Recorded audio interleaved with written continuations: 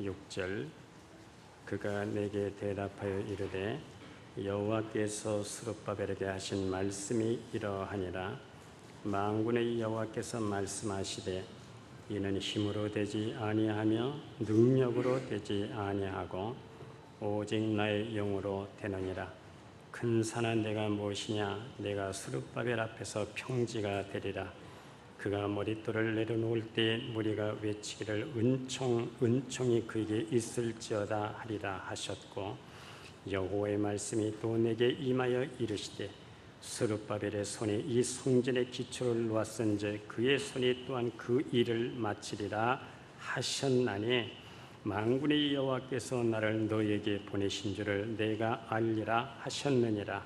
작은 일의 날이라고 멸시하는 자가 누구냐? 사람들의 스룹바벨의 손에 다림줄이 있음을 보고 기뻐하리라.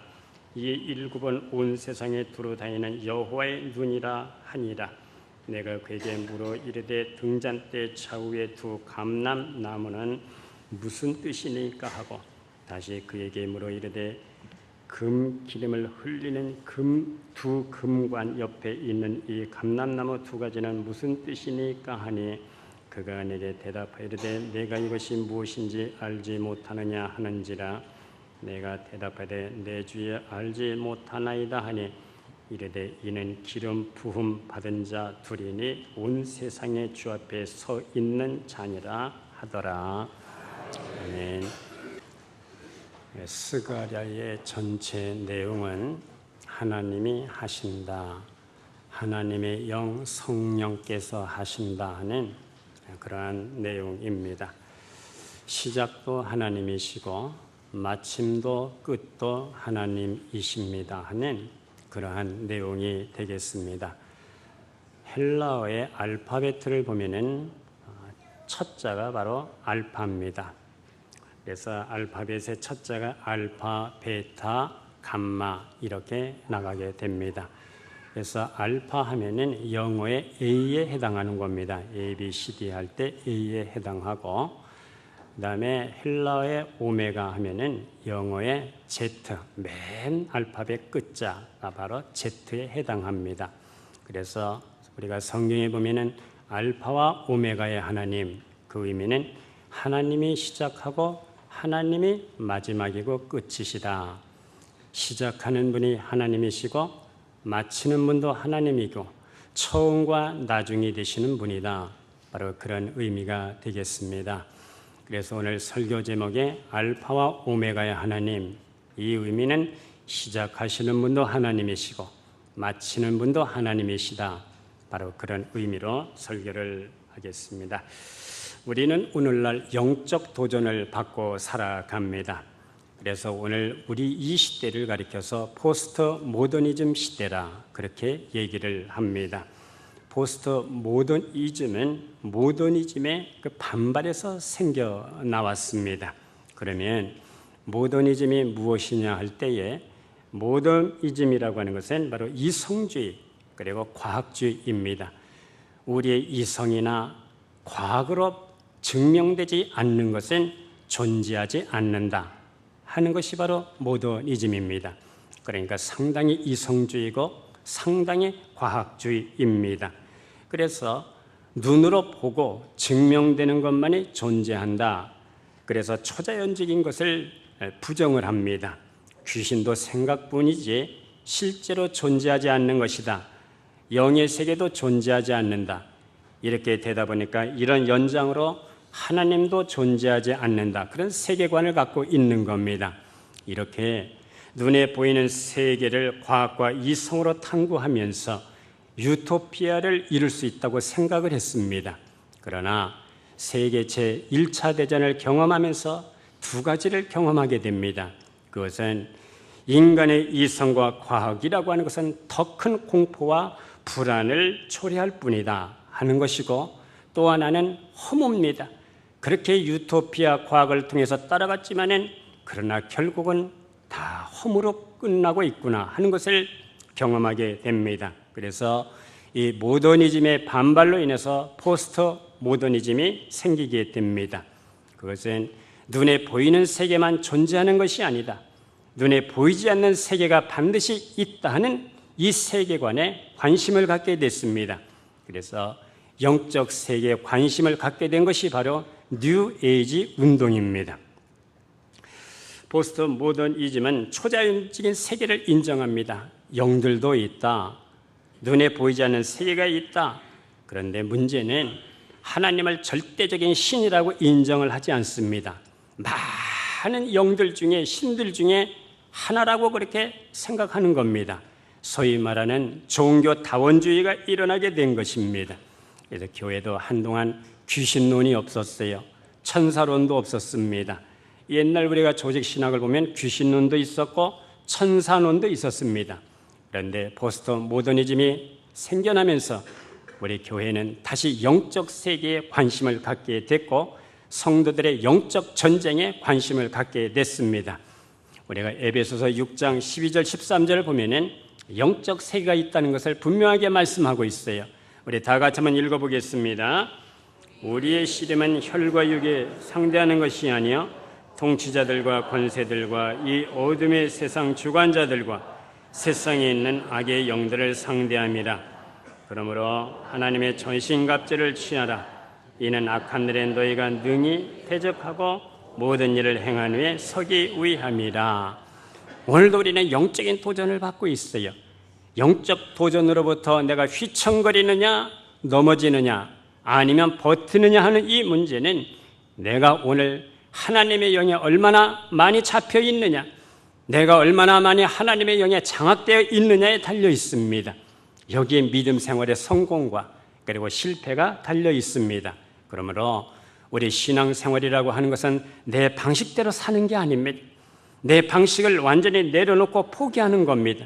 나를 포기하고 내려놓는 만큼 하나님의 영에 우리가 장악될 수가 있는 겁니다.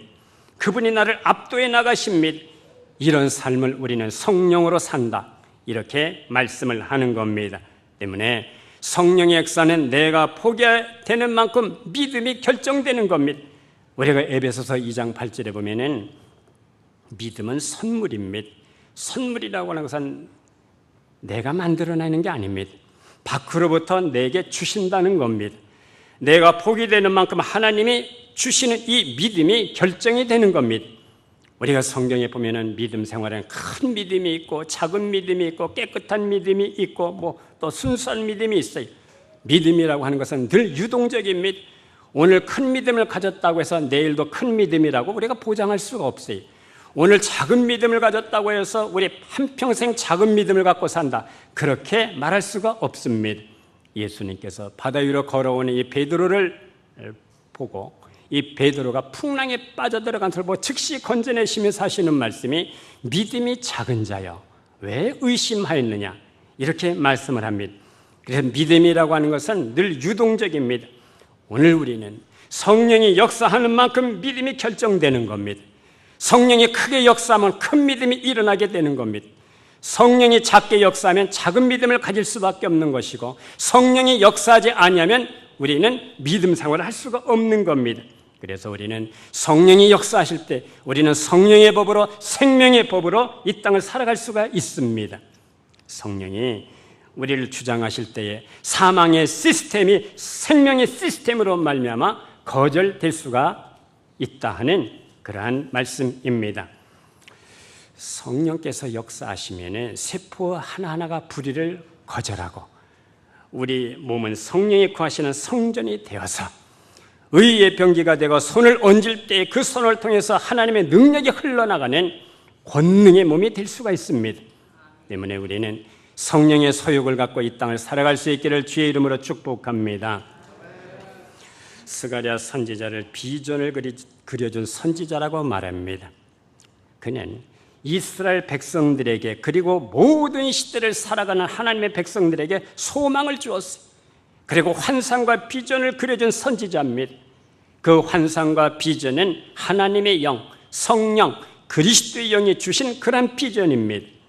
스가랴 이 뜻은 야훼께서 기억하신다, 주님이 기억하신다, 바로 그런 뜻입니다. 이스라엘 백성들이 70년간 포로 생활을 하면서 말할 수 없이 절망을 했어요. 말할 수 없는 고생을 했습니다. 그런데 하나님께서 은혜를 주셔서 페르시아 고레스를 통해서 이스라엘 민족의 자유를 얻습니다. 그리고 본국으로 돌아오게 됩니다. 그들의 열망과 기대는 다시 하나님의 무너진 이 성전을 재건하고 하나님 앞에 감사하며 예배하며 기도하는 것이 바로 그들의 열망이었어요. 이제 포로 생활에서 돌아와서 성전 기초를 다지면서 눈물과 광적 속에서 성전을 다시 지으려고 합니다. 그런데 사마리아인들의 도움을 거절한 것 때문에 사마리아인들의 박해가 시작이 됩니다. 또 외적으로 내적으로 성전 공사가 무슨 이유 때문에 중단이 됩니다. 이렇게 16년이라고 하는 세월이 흘러가게 됩니다. 이렇게 세월이 흘러가면서 이들의 마음이 처음 마음이 다 식어졌어요. 냉담해졌습니다. 처음 사랑이 다 식어졌습니다. 그래서 에라 모르겠다. 이제는 내 할 일이나 하자. 이렇게 생각하고 자기 집을 먼저 짓습니다. 개인의 안락 생활을 위해서 그렇게 삶을 추구하는 삶 속으로 빠져들어가게 됩니다. 이때에 하나님께서 학개와 스가랴 선지자를 통해서 하나님의 성전을 먼저 지으라는 겁니다. 이 의미는 너희가 하나님 중심으로 살아가야 되고 하나님 제일주의로 살라, 바로 그런 의미입니다. 이 말씀을 듣고 저들이 생각을 합니다. 도대체 뭐가 있어야 성전을 짓지? 뭐 돈이 있어야지, 뭐 가지고 있는 게 있어야지.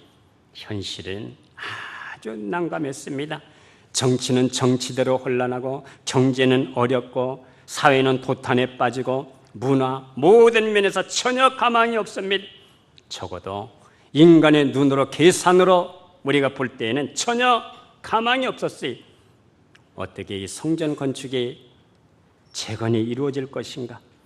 오늘 이 질문을 우리에게 한다면, 적용한다면 우리는 어떻게 하나님의 일을 할 것인가? 하나님의 일이 어떻게 성취될 것인가 할 때에 그 비결은 첫째는 하나님의 영이 하신다는 겁니다. 그리스도의 영이 하신다는 겁니다. 성령이 이끌어 가신다는 겁니다. 자, 우리가 본문이지만은 스가랴 4장 6절을 우리 다 같이 한번 읽어보도록 하겠습니다. 그가 내게 대답하여 이르되 여호와께서 스룹바벨에게 하신 말씀이 이러하니라. 만군의 여호와께서 말씀하시되 이는 힘으로 되지 아니하며 능력으로 되지 아니하고 오직 나의 영으로 되니라. 아멘.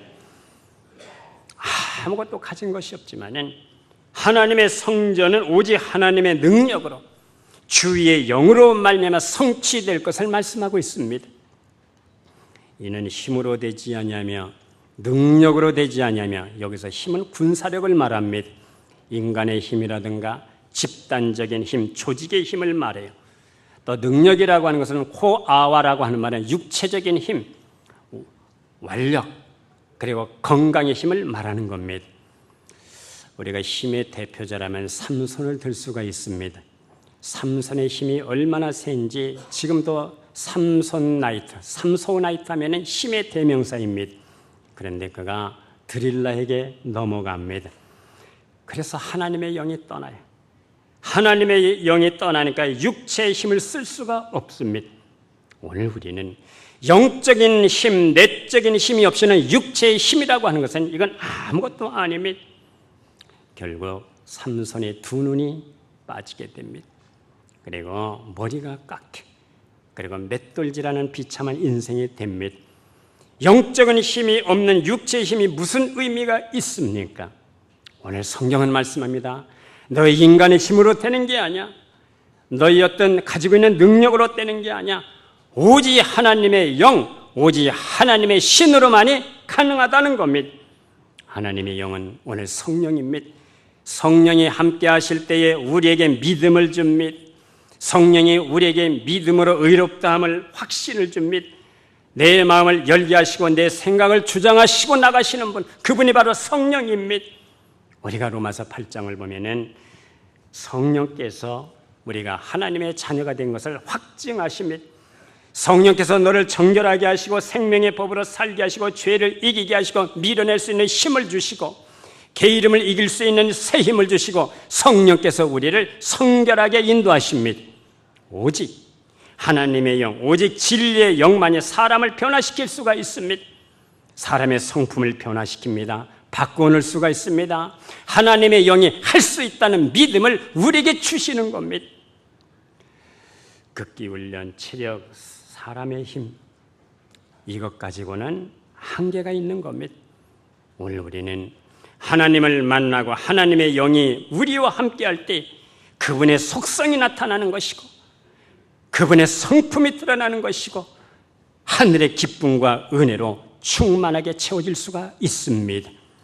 우리는 이 땅을 살아가면서 성령의 충만함을 받고 그분의 권능과 능력이 드러나는 우리의 삶이 될 수 있기를 축복합니다.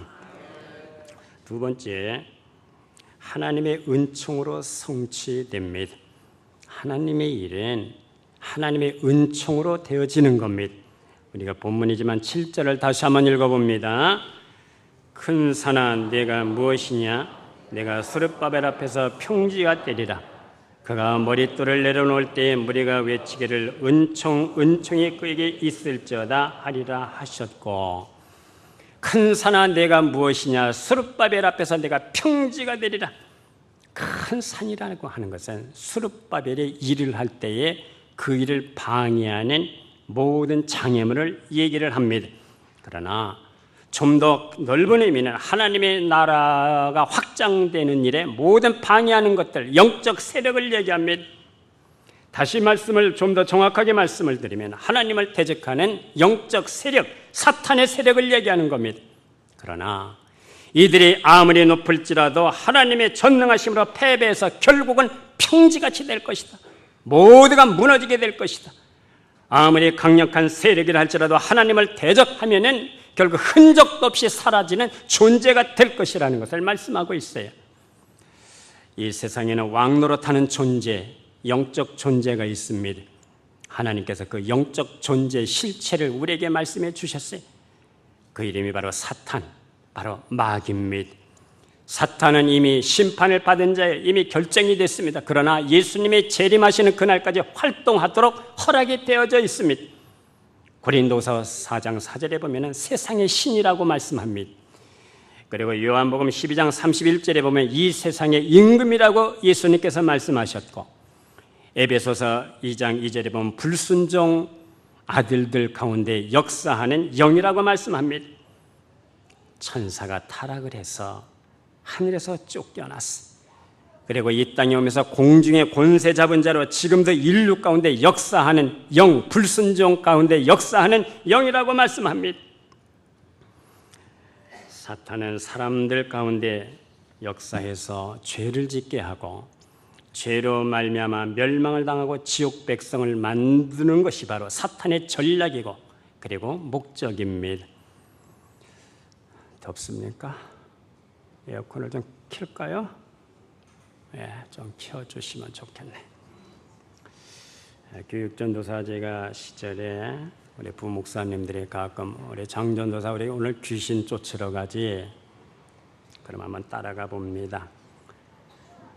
귀신 들린 자의 입에서 하는 말이 귀신의 얘기를 합니다. 왜 우리 지옥 백성을 뺏으려고 하느냐? 그렇게 울부짖어요. 사탄은 때로는 광명한 천사로 가정을 합니다. 때로는 우는 사자처럼 두루다니면서 삼킬 자를 찾고 있습니다. 그래서 성경은 깨어라, 근신하라고 말씀합니다. 성도여러분, 이 땅 그 어디에도 사탄을 제압할 수 있는 유일한 그 기관은 주께서 세워주신 그리스도의 몸 교회인 것을 믿으시기를 바랍니다. 사탄을 제압할 수 있는 유일한 기관이 그 세상 그 어디에도 없어요. 오직 교회만이 사탄의 정체를 알고 깨닫고 제압할 수 있는 유일한 권능을 주신 그곳, 바로 그곳이 바로 교회입니다. 예수님께서 이 땅의 모든 문제를 십자가와 부활을 통해서 다 이루어 놓으셨습니다. 이 땅의 모든 문제를 해결하신 주님께서 이 세상 사람들을 구원할 수 있는 유일한 신적 기관, 그의 몸을 이 땅에 세우셨습니다. 그러므로 예수님이 이루신 구원을 가진 교회, 복음을 가진 교회, 세상에 있지만 세상에 속하지 않은 유일한 신적 기관, 바로 교회를 주께서 세우셨습니다. 그리고 그 교회를 성령의 사람들에게 맡겨 놓으셨어요. 하나님의 형상을 회복한 자들에게 당신의 교회를 맡기셨습니다. 때문에 이 세상에 있는 사탄의 권세에서 사람을 풀어낼 수가 있고 결박된 그 모습을 풀어낼 수가 있고 건져낼 수 있는 곳은 유일하게 그리스도의 몸, 그분의 교회입니다. 할렐루야. 그래도 교회가 희망이라는 책이 있습니다. 교회가 세상으로부터 손가락질도 받고 비난도 받지만은 그래도 교회는 하나님이 이 땅에 남겨주신 유일한 희망이라는 겁니다. 할렐루야. 우리가 교회가 비난도 받지만은 그러나 교회는 하나님이 이 땅에 마지막으로 남겨놓으신 유일한 구원의 터, 바로 그루터기입니다. 이유는 사탄을 이길 수 있는 유일한 곳, 사탄의 권세를 제압할 수 있는 권세를 가진 유일한 곳, 사탄의 테러를 막아낼 수 있고 밀어낼 수 있고 이길 수 있는 비밀이 무엇인지, 사탄의 활동과 전략이 무엇인지, 그것을 이길 수 있는 영적 원리가 무엇인지에 대해서 정확한 하나님의 분별력과 지혜와 계시를 가지고 있는 그곳, 바로 그곳이 유일한 교회입니다. 때문에 사탄은 교회를 끊임없이 공격을 합니다. 끊임없이 무너뜨리려고, 끊임없이 넘어뜨리려고 사탄은 교회를 공격을 합니다. 한 번은 저희 매제가 미국을 다녀오면서 비행기 안에서 큰 충격을 받았다고 말을 합니다. 비행기 안에서 옆자리에 앉아있는 사람이 아주 넥타이를 메고 아주 참 점잖게 생긴 분이래요. 신사복을 잘 입고 되게 여행을 해보면은 되게 옷을 헐렁하게 입습니다. 왜 하루 종일 비행기 안에 이 좁은 구석에 앉아 있으려니까 옷을 좀 헐렁하게 입어요.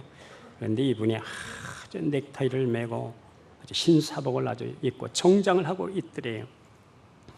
그리고 무엇인가 중얼거리면서 기도를 하더라는 겁니다. 그래서 이분이 아마 예수 믿는 분인가 보다 해서 말을 걸었어요.